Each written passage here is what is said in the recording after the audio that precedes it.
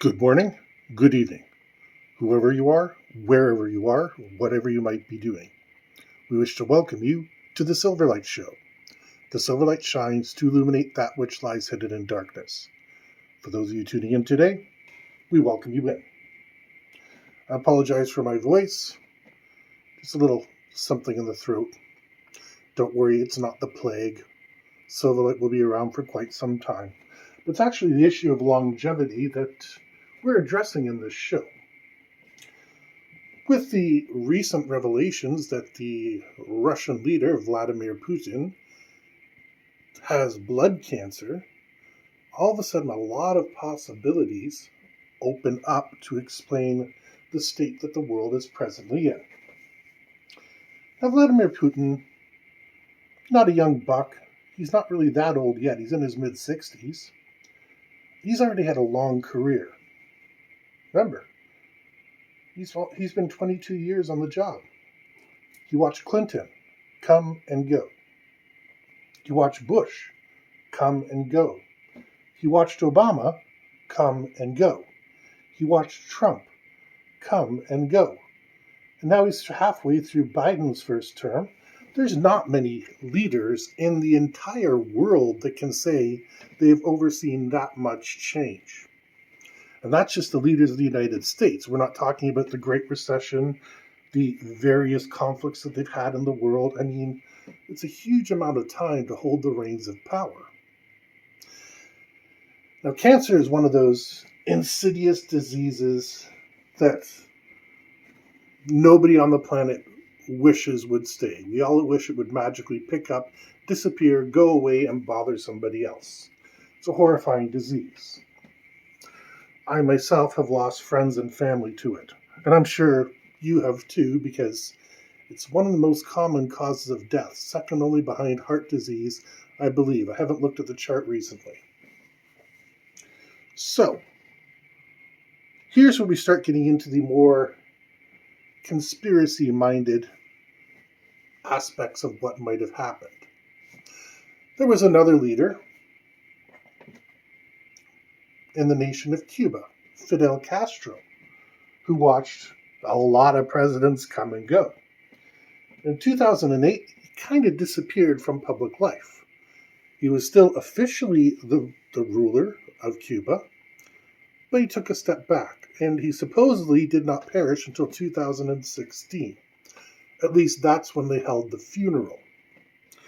If he was around, I'm pretty sure he still had a pretty tight grip on the reins of power. Now, Castro's situation was simply old age. Putin's situation is a lot more aggressive. I mean, the problem with blood is it's literally everywhere in your body. And once cancer gets into anywhere, it can metastasize. Metastatize? That's a hard word. I'm not even going to try to pronounce it with my voice being sore. And it can go anywhere. In my family right now, one person is dealing with stage 3 cancer and it's metastatized, and yeah, they're measuring their lifespan day by day. So this is not something new in Putin's life. It's probably been something they've been watching for quite some time.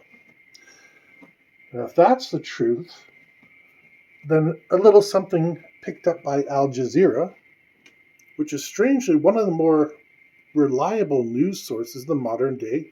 In the 80s and 90s, if you were talking about Al Jazeera, it was in a derogatory manner.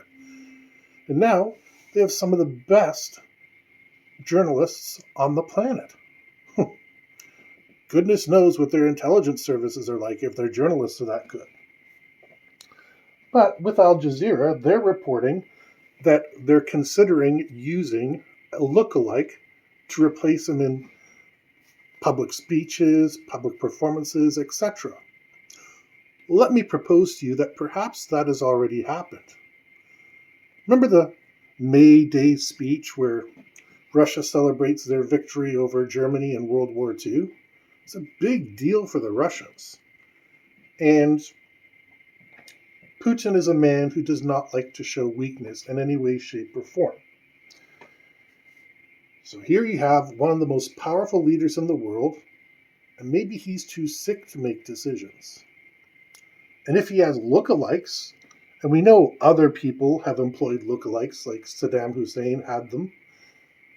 So if Putin has a lookalike, it's possible the coup already took place. They might have disposed of him and are now just inserting this into the public consciousness so that way later on they can say, oh, look, it was an imposter all along that was ordering airstrikes, and, how did that happen? The seeds they're planting in our minds are there to generate conspiracy theories, to make us doubt what's going on. Now,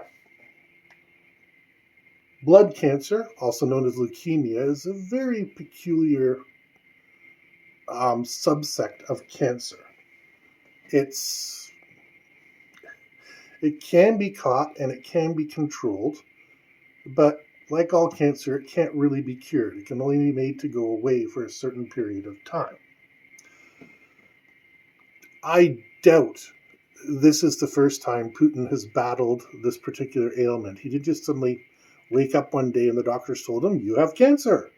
That's not the way these things work. You go in, your doctor says, this is worrying to me. We better check up on this. We better test this. We better go. And these tests take time to perform. Not only for us, the average person, but even for the top people, even if they rush a test through and risk getting multiple bad results, it still takes time because they have to run the checks. They have to make sure that, the blastocysts and all that sort of thing are present. And then, like I said, they have to do a double check usually later. So we're talking at least weeks, if not months. And I'm sure with somebody like Putin, who normally appears in good health, they would be double and triple checking because they don't want to be the ones that put them on chemotherapy or radiation or anything like that. And then, oops, it turned out we got a wrong reading. So this revelation is just coming at a strange time.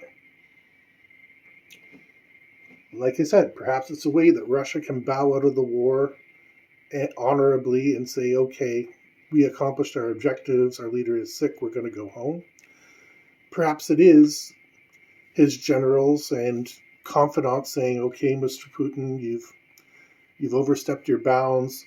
Here's what's going to happen. We're going to put you away somewhere nice and let us run it from here.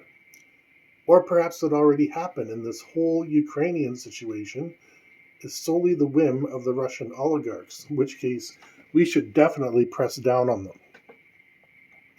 Putin doesn't really have the capacity to declare war by himself. He has to have some consensus. It's like the US president has the ability to send troops anywhere he wants. But the same token, he has to have a certain amount of support in Congress and in the Senate. Because without that, they're just going to vote him down, they're going to impeach him, they're going to get him out of there.